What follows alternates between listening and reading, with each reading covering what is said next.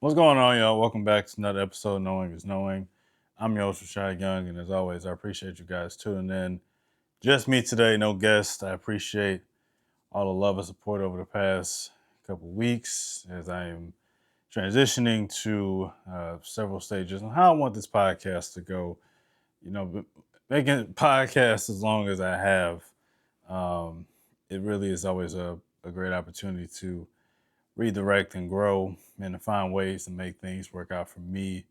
And I think at my core, where I'm at, where I'm going, is I really want to focus on, building uh, building healthiness within not only myself but also for those to indulge and engage in conversations. So at some point during these whole processes, I've done in the past, but I wanted to do it again today.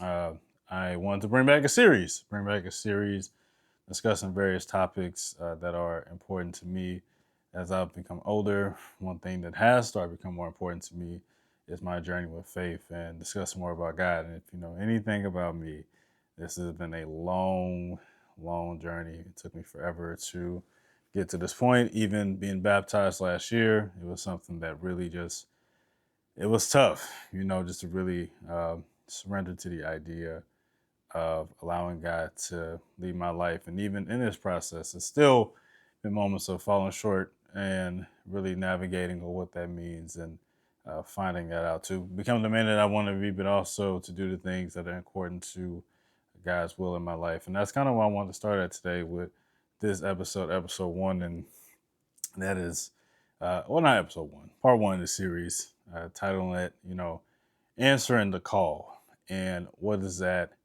mean? I think for a lot of us, when we are trying to figure out what it is that we're meant to do, one thing that we often can miss out on, especially if you're on your own faith with God and understanding how is God important to your life, is answering the call when you don't want to collect it, right?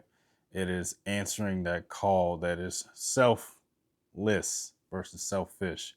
A lot of our life, we want things done a certain way. We have our own ideas, we have our own thought process, and it's very hard when you are being told, you're literally being led, being convicted on doing something that is completely opposite of your own desires. And that's kind of the unique part about being a human being and having free will, and also trying to follow your faith journey, is to stay true and adherent to God's word when it comes into our life. I know a lot of us ask questions on how do we hear God's voice, and I cannot sit there and tell you how that works for you in your life. For me, as I've learned, is that He will literally sit me down, and I will feel a very strong conviction that kind of forces me not to do something. It's almost as if I feel empty when I do it. And even in those moments of doing the things that are, I feel like being called for me to do, there's a heaviness, but there's a fulfillment that comes with it. So even now in this space of, expanding upon just myself and talking more about mental health and also mental health from a man's standpoint, and trying to hopefully continue to build a community, not only healthier men, but also just individuals and relationships, wherever comes along the way. There is a certain weight that I'm learning that I feel like that I am being called to carry. And it doesn't have to be a million people. It could be five people. It's just understanding like the heaviness and the truth behind the things that you're being led to do. I think all of us as people are called to lead and to do things greater beyond our own thoughts and imagination. I think the thing is, though, that sometimes doing it may not look in the way that you think it should.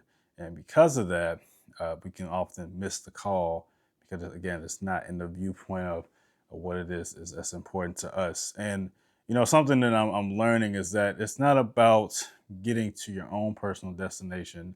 It's about getting to the destination of which God wants you to get to. And because of that, I do believe, and I'm starting to believe it more and more. And trust me, if you know me, this is hard. I do believe that if you are obedient to the call, you will be rewarded in a way that will be way beyond your own imagination. And again, it doesn't mean you have to do it in the way that somebody else does it. You do it in a way as which you're being called to do it. One thing I will never do is judge people on how they should go about it, because God uses us in different ways, and we all have different stories and experiences on how we are being God's vessels to create light into the world, and how that looks for you in your way, and you magnify it and you try to do it to your best ability. I think purpose is always a unique thing because we all talk about it. I think it's one of the most existential questions that many of us ask ourselves on a daily basis. At some point, you get to a point in life where you start asking yourself, "What is your purpose? What's purpose me being here? What am I here to do?" And I do think the older you get, I know for me, as soon as I turned 30, I feel like I started experiencing this existential crisis of uh, recognizing the beauty of life, also the swiftness of life, as we cannot control how long we're here, but also the call to action to do the things that I believe God has called me to do. I feel like I spent a lot of time trying to seek and search, and while I found things along the way, I think I would have saved myself a lot of headaches, a lot of stress, a lot of removal of worry if I just literally listen to the call. My mom has always told me that I have taken the long route, and I think there's nothing wrong with that. I do think there's a truth though that if we just stay obedient to the things that we're supposed to do, key word that we know we're supposed to do. That's what makes this world so unique. Is that as much belief and thoughts and patterns that we can kind of experience this and synchronicities that the world can present internally as people, regardless of what it is that you believe in. We know what is right and what is wrong. And another thing, we know when we should or should not be doing something, which drives me crazy because when I sit around and think about everything that I've done, there's a lot of moments where I have scratched my head wondering why would I do that in the first place. And I know a lot of it is impulse. I know a lot of it is recognizing that I just want to do something because I want to be selfish about it. I remember there was a point in my life I was so determined to do things my own way that I realized that I've created more train wrecks trying to do it my own way versus just staying true to what it is that I'm supposed to do. The main thing I want to say when it comes to answering the call is that you cannot skip steps. There is no step that you can skip. And I know that in our world today, everything is fast paced, it's instant. We can see things, we can comment on things, we can share things. We have an assumption that our calling and our purpose is done the same way. And that is far from the truth. Some of the most successful people in this world and how you define success, they had to build. As they've always said in the past, Rome was not built in a day. Understanding various people, the life processes have taken years for them to build into the places of where God has maybe saw them getting to. And you have to do the same thing when it comes to your purpose and your calling, is that it will take time. Things are not meant to be viewed in a highlight driven way. Even this past year for me, as great as it's been for me from a social media sense, where I finally hit that viral moment and I was like, man, I finally did it. I learned that hitting that did absolutely nothing for me because I recognized that it was never about that in the first place. When I post on social media, it's never about the numbers. And I think once I let go of the sense of idolizing followings and things of that nature, I started to feel more freer when it comes to post my content. I also feel like it was more authentic because I'm not here to fake who I am. I am a deep introspective person. That is who I am. I'm not changing that to fit narratives and to make others find a way to enjoy my content. I believe no matter what it is that we do, there's always a tribe or a group of people that God will place in your life that will create that recognition for what it looks like. And so when I get on here now, I'm telling you, if you know me, I would never. I've been battling this for a while, and I have surrendered to the fact of I know that this is the next step in my life, and trying to uh, just be obedient to not only what God has for me, but what God has for all of us.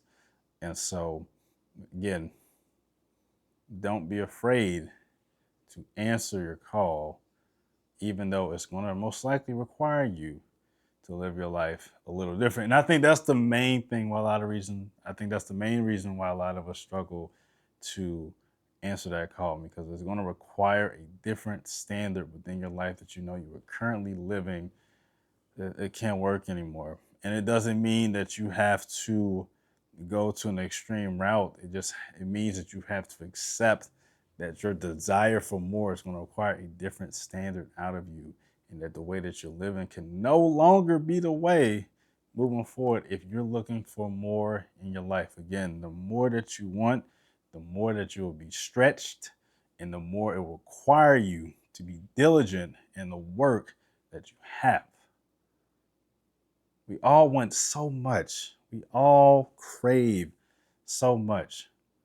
But we fail to realize what is required to keep it. Anything that we want in this life should not, it's a difference, it can be, but it should not be self serving, because life is bigger than ourselves. We are specks among the billions on this planet, and there'll be billions to come after us. And so the thing is, what is it that we can do while we're here? Find ways to better ourselves, get closer to what it is that we're meant to do, and find ways to do what we are called to do while we can. Because there's so many of us, we're sitting on it. We're sitting on our gifts because we don't want to collect the call, and we don't want to strip away from the way that we're living, because our flesh does not allow us to do that. It's the beauty of free will, and it's also the danger of free will. You have to be able to control that. We have to be able to control that. Something that I tell a lot of my fellas in my men's group, and I've just talked to men in general. We have to up our standards on becoming better quality men. It's not just about finances, it's the way we carry ourselves, what's important to us. Everything that we can control, we can do better, and we should be better. I am tired of the rhetoric of the separatist culture that divides men and women together, because at the end of the day, I'm going to say this, and I've said this many times in my videos, we need each other, but we are all called to do more. And it's all an important thing to remember, that we must call each other and lean on each other to be more accountable as people. So again, as I wrap up, you have the call.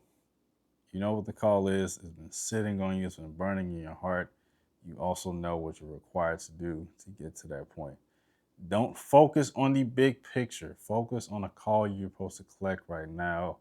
Take the steps you need to take and become the person you need to be. I thank you guys so much. It's been another episode of Knowing is Knowing. See you guys soon. God bless.